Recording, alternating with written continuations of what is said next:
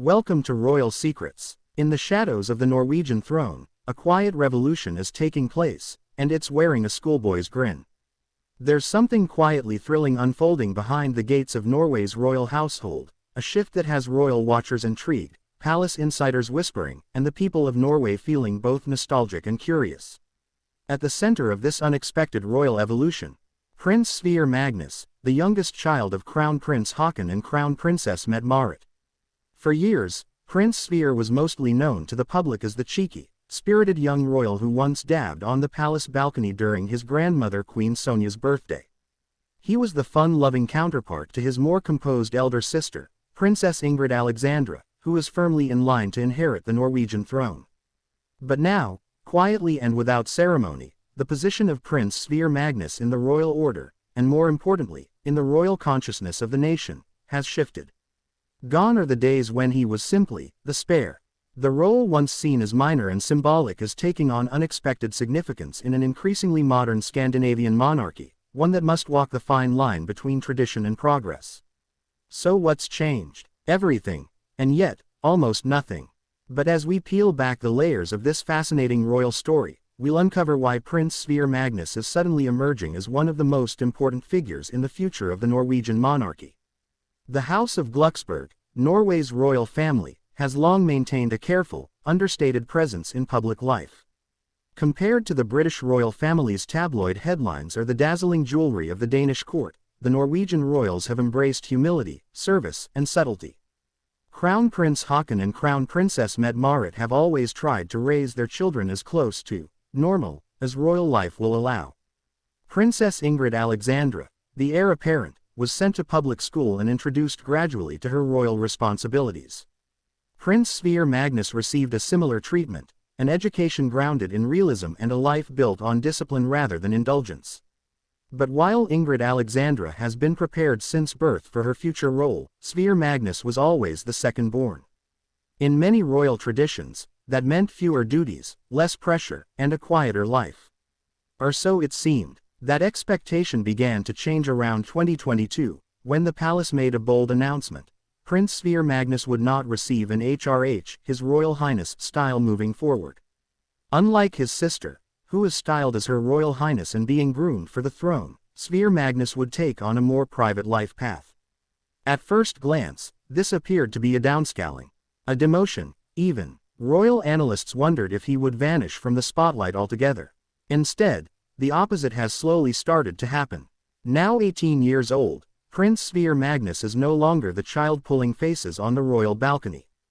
He is, by all accounts, maturing into a thoughtful young man, reserved, athletic, and deeply rooted in Norway's outdoorsy culture.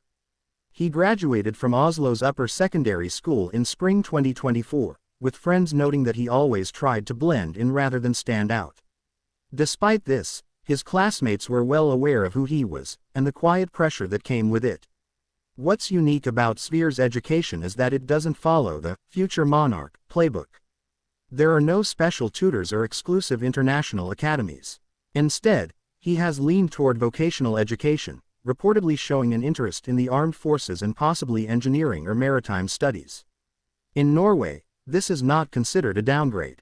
Rather, it is seen as a sign of groundedness. And here's where things get interesting.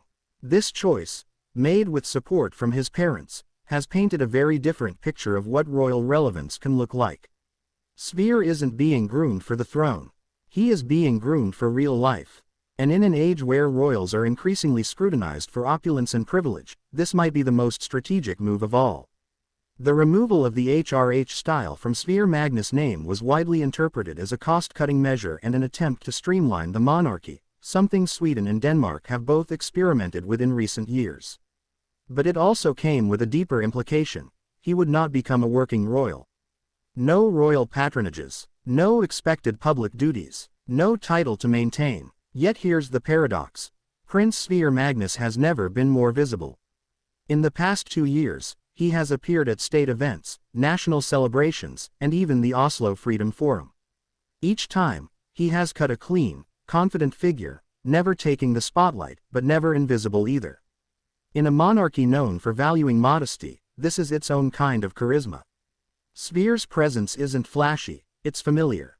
He is, in some ways, the embodiment of what the Norwegian monarchy wants to become: accessible, relatable, and future-facing. There's something inherently compelling about the second child in royal families.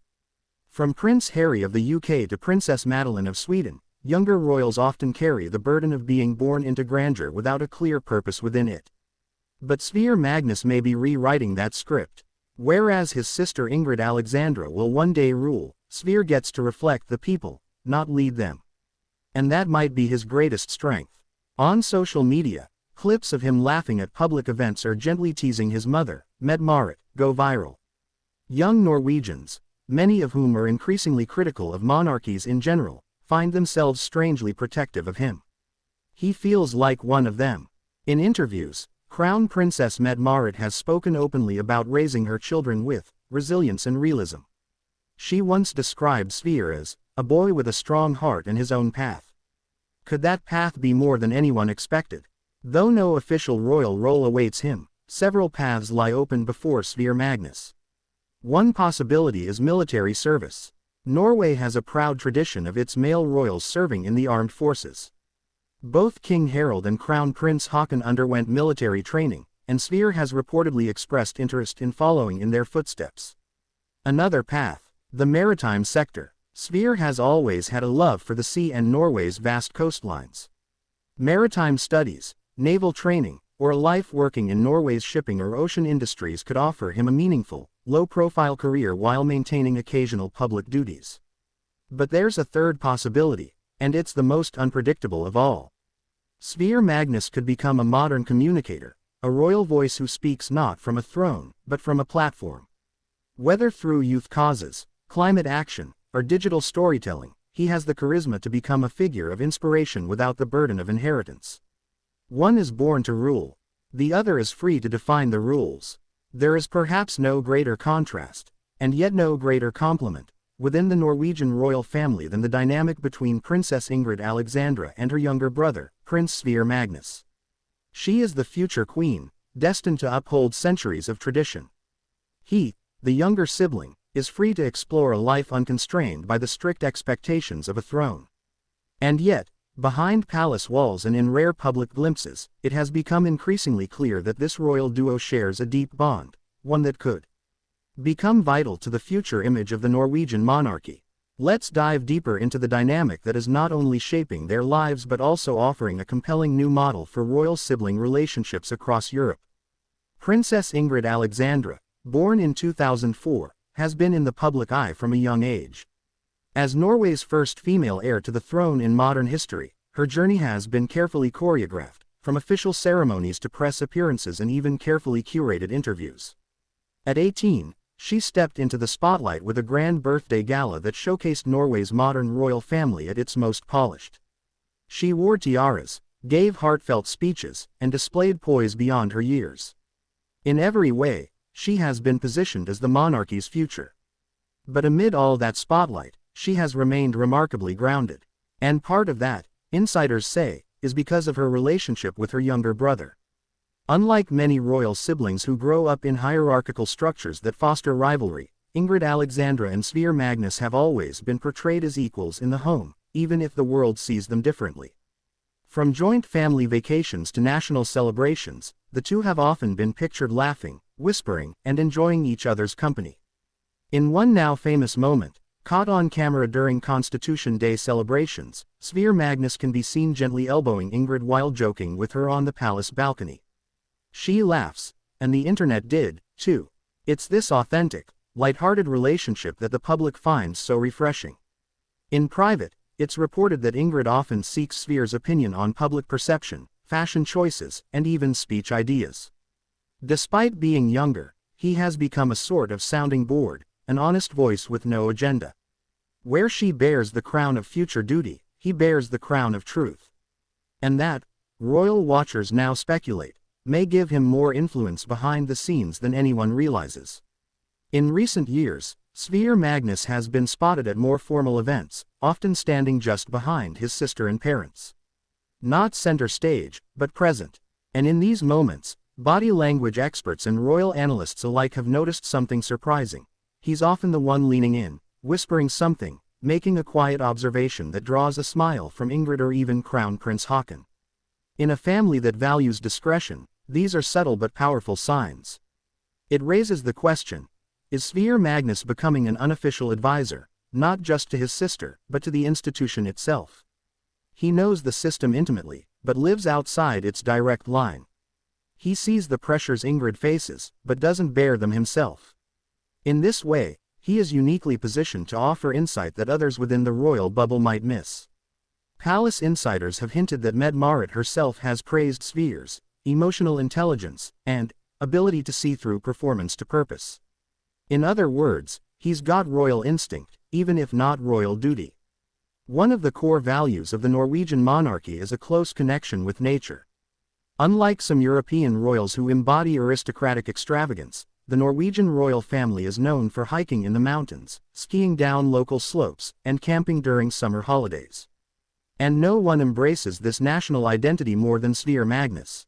He has become something of an unofficial poster child for Norway's friluftsliv culture, a deep, almost spiritual connection to the outdoors. Classmates and friends frequently describe him as outdoorsy, funny, and someone who doesn't care if it's raining or snowing, he's always out doing something. He's participated in local ski competitions, mountain hikes, and even wildlife preservation efforts as part of school initiatives. This isn't just a personality trait, it's a strategic asset in modern monarchy.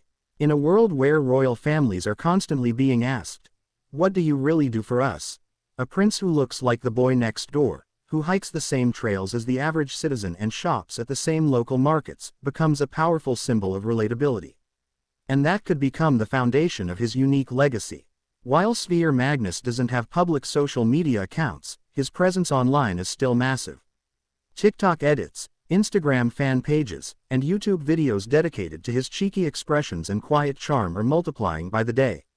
Some show him laughing at National Day parades. Others zoom in on him rolling his eyes at boring speeches. A few show him adjusting his suit awkwardly at state dinners, clearly more comfortable in hiking gear than a tuxedo. And all of it is working. For Gen Z Norwegians, many of whom are skeptical of monarchies, Sverre is the first royal they genuinely like.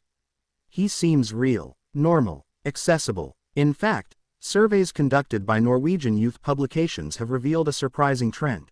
While Ingrid Alexandra is respected, Sverre Magnus is loved. That kind of popularity, organic, unscripted, and unforced, is rare. And it makes one wonder, could Sverre Magnus become the unofficial ambassador of the modern Norwegian monarchy? A significant and often unspoken part of Sverre's maturity has been shaped by one of the royal family's deepest personal challenges, his mother's health. Crown Princess Mette-Marit has battled a chronic lung disease, pulmonary fibrosis, for years. The illness, while manageable with treatment, has impacted her ability to carry out royal duties and has required periods of rest and retreat from public life. During these difficult times, it's been reported that Sverre took on a quiet support role at home, helping his mother with small tasks, keeping spirits light, and being a source of comfort to the entire family. Insiders say his natural empathy, combined with his protective loyalty, has been a stabilizing force behind palace walls. This is the side of royal life the public rarely sees. No parades, no speeches, no fanfare, just family holding each other up in private. And yet, these are the moments that build real character. They may not make headlines, but they make a man. One cannot speak of Prince Sverre Magnus without considering the complexity of his royal heritage. He is not just a descendant of the ancient Danish and Norwegian monarchs.